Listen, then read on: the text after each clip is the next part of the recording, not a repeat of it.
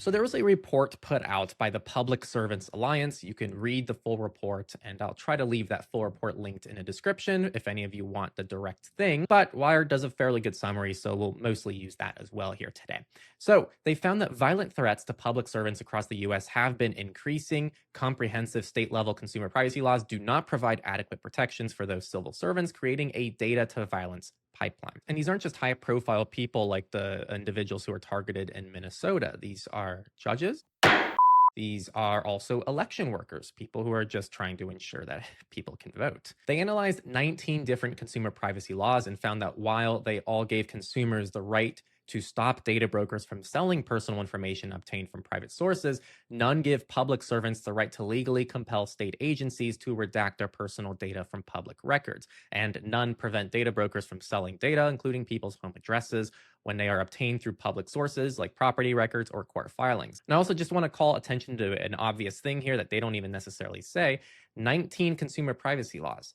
50 states, because there is nothing federal. So not only do we not have privacy laws, period, in a majority of US states, and also really nothing federally, but these 19 don't even offer basic protections and rights to those individuals. Now, they talk a lot about how the threats are increasing and how it's only been going up over time. They do say this disproportionately impacts left-wing people, and right-wing people seem more likely to do this. But frankly, I think that regardless of who's doing it, it's kind of a problem. And it doesn't change the fact that there are systemic root issues that I'll touch on in a second here. The report is quite interesting, though, because it advocates for legislation that would specifically address privacy concerns for all public servants. Note on that soon, including public school educators and local elected officials who are not necessarily covered by existing federal or state privacy laws. Now, that is actually the main thing here. They do mention California, and I'll talk about California in a second, and why California is a little bit different, but I think the biggest issue I have with this report and Wired in general is actually who it's targeted towards. It's written about public servants. And while public servants, sure, I think do deserve basic protections,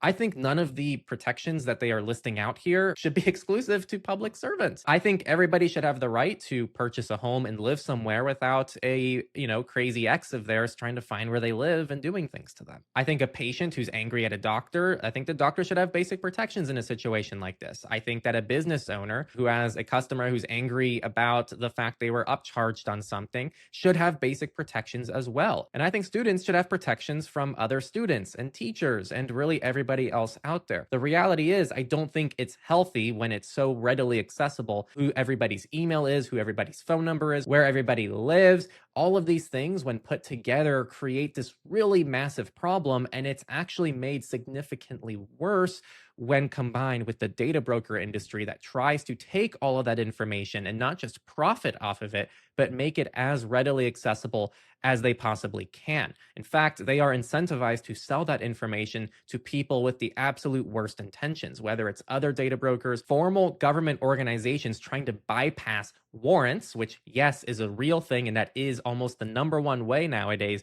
they're actually getting people's information. They're not getting warrants from judges, they're buying it from private companies that are allowed to collect the data because there's no regulation around this stuff. So in some ways, I think this report calls out this massive problem that we have and completely misses the forest for the trees, because this literally impacts every single American. And all we're talking about now is, while yes, public servants I think are fantastic, and I think teachers should have this too. Like, there are so many public servants I have so much respect for. It is quite frustrating as just a regular person who isn't a public servant to see this issue only being discussed in the context of public servants, when really this is an equally problematic issue for literally every single citizen of this country. And here's the even bigger problem of this entire story. All of the current solutions that people can implement, for the most part, are completely reactive. You have these opt-out requests that they talk about, but even the Wired article talks about how the data brokers are caught hiding those removal instructions from Google. Opting out requires someone to know this is even happening, which, let's be real, how many people on the streets are aware that literally everything they do in every website, on every app, on every social media platform,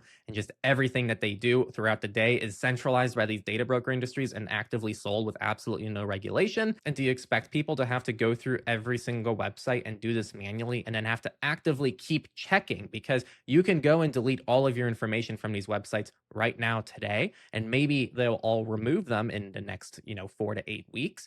But if you check again in 6 months, it's probably going to come back up because the root cause of the data collection is still happening. And so, okay, you have these automated services like Easy Opt-outs, Optory, and I'm sure you've heard of others like Incogni and PrivacyBee, etc. But now it's people's responsibility to pay for a service to deal with a problem that shouldn't be existing in the first place. Does that make any sense? My point I'm trying to make here is that nobody's talking about actual prevention. I do talk about prevention on this channel, and I'll talk about some things you can do as an individual shortly, but I don't think individual prevention is good enough. I think we need to be talking about systemic prevention, asking questions like, why can data brokers collect this information in the first place? Why are they able to digitize and repackage public records at scale and profit off of public records? Where are they sourcing such private information from in the first place, which they never actually share with users? Why is the burden on individuals to hunt down hundreds of data brokers and opt out manually on their own? I don't know. Those are all fantastic questions, and no one seems to want to be asking them, including reports like this, or I guess even Wired. And you know the most hypocritical part about all of this? Just like how these reports are talking about public servants and politicians, and yes, maybe people at greater risk, but not the only people at risk. This reminds me a lot of chat control, because chat control tried to backdoor encryption for everybody, but with literally built-in exceptions for politicians and government officials. So politicians want to be able to scan your messages, but protect their own privacy along the way. They want data brokers to exist, but now only care when they become the victims. Put simply, keeping everyone safer is better for everyone, but lawmakers only act when it seems to affect them or people around them, which I find to be extremely hypocritical and unfortunate as somebody who is a citizen and not one of these politicians. The only exception right now, and the only state that is doing something somewhat kind of a little bit better, and again, I want to be very clear, a little bit better. California has come forward and has released something called the Delete Request and Opt-out Platform Drop. You can check it out in the link down in the description. It's only for Californians, and essentially it is a free California provided version of those like opt-out platforms that I already talked about. And pretty much, read the terms and conditions. And then you just put in your basic information like you do with the other platforms, and then it will go ahead and opt out for you. The only issue is this is quite new and there is very little evidence behind it, and the efficacy of it is still up for debate, and I haven't actually played around with it myself. So I think this is a good step in the right direction, because now we actually have a state that's giving tools and resources for free to everybody in the state so that they can take a little bit of initiative. But even this approach is reactive. It's still deletion after collection. And I think we need laws that prevent the collection. We need to restrict collection, not just deletion afterwards. We need to ban the profiling and aggregation across sources that aren't supposed to be talking to each other. There needs to be real penalties for these companies and not just opt-out theater. And we need to default to privacy, not default to surveillance. And this needs to also apply globally. This is the worst in the US for sure, but it is an emerging industry in other countries as well. Okay, so now I'm going to talk about what we can do both on an individual level as well as on a systemic level. So on an individual level, the first thing actually, I'm not going to first recommend people searching removal services. The first thing I recommend everybody does, get an aliasing service. I don't care which one. We have our favorites, and these are the ones that I use. I love Proton Pass, the password manager, which actually integrates with Simple Login. I'll have an affiliate link for Proton Pass in a description, but we'll have a regular link too. Don't feel compelled to click it if you don't want to. You can get Simple Login independently of Proton Pass, and what Simple Login does is it allows you to generate an email for every service you register for, and it will forward that to your regular email inbox. So there's no convenience hit to you. It actually is really good for spam protection, because then you know if you generated a alias that was only sent to Amazon.com and you start getting different emails from different people that go to the same Amazon email, you know that Amazon might have sent your email to someone that wasn't supposed to have it. So email is a really important place to alias, but also phone numbers. MySudo is also a phone number aliasing service. I've seen other people use services like Hush, and also you can just set up a free Google Voice number as well as just at least one other phone alternative.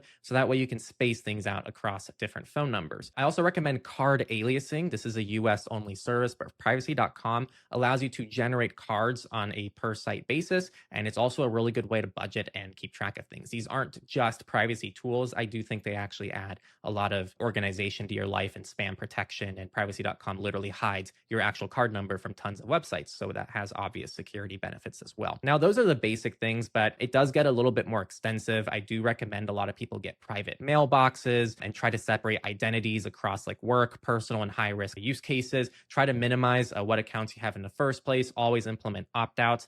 We do have a full Become Anonymous guide that goes a little bit more into this stuff if you want to check that out. And then we do have our upcoming course. It's free and paid, but the free course will be coming out soon on YouTube. So keep an eye out for that in the coming months. So all those things will be better detailed in those resources as well. Now, I do recommend everybody implements those prevention strategies because it's going to help avoid this problem happening in the future. So it's an actual preventative thing on an individual level. Now, if your information is already on these websites, then you kind of have two options. So the two best performing data removal services, according to Consumer Reports' research, was Easy Opt-outs and Optory. Optory has a nice free plan, which lets you just see where your information is. And then theoretically, you can go to each of those options manually from there. So at least you have a list to work from. And then Easy Opt-outs is paid, but it's $20 a year. So this is actually what I recommend. It's what I do. I use Easy Opt-outs, but I also have that free Optory plan so I can like check Easy Opt-outs' work, or you can just use full paid Optory as well.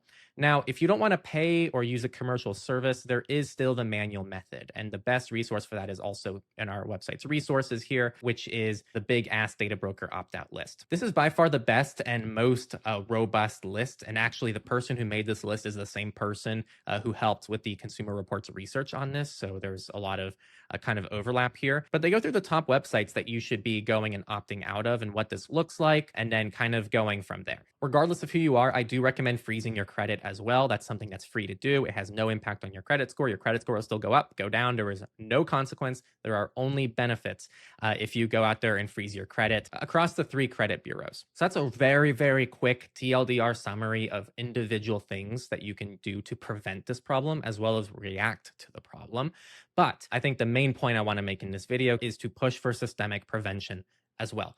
I recommend everybody contacts their representative, tell them that reactive deletion theater isn't really enough to deal with the root problem. You can use something like house.gov to find any House representatives. Also try to support organizations that are pushing for more regulation around this. So people like the EFF. I also would just vote for lawmakers who understand prevention and not just deletion. I feel like senators like Ron Wyden in Oregon do a very good job of talking about these problems, and they're well aware of the concerns around these things. If you are in the EU, push back on similar things like chat control and politician carve-outs. And also this data broker thing, I do think is going to be an emerging global issue as well. And of course, share this video. Most people don't even know this industry exists and kind of the problematic sides of it. So yeah, politicians finally care about this really big problem because it's affecting them. So let's use that momentum to demand real solutions, not just for them, but for everyone. And let's not wait for laws to catch up, because I think we can implement prevention strategies. I do think some states are able to take a look at this and have already kind of shown that they are aware of the problem, like California, but I think we can still push for more systemic change from here. And I think we can help build a world where data brokers can't fuel violence or all of the other concerns that they create against anyone. Thank you all for watching. Again, links for everything are down in the description. And if you like these kind of videos, you can always become a Techlorian down in the description and get access to cool things like our private Signal group. If you want to learn more about WhatsApp and their encryption and whether or not it's real, there was a report claiming that they don't actually have encryption in their app, and I did a little bit of a deep dive on that. So go ahead and check that out if you want to learn more, and I'll see you all next time on Techlore.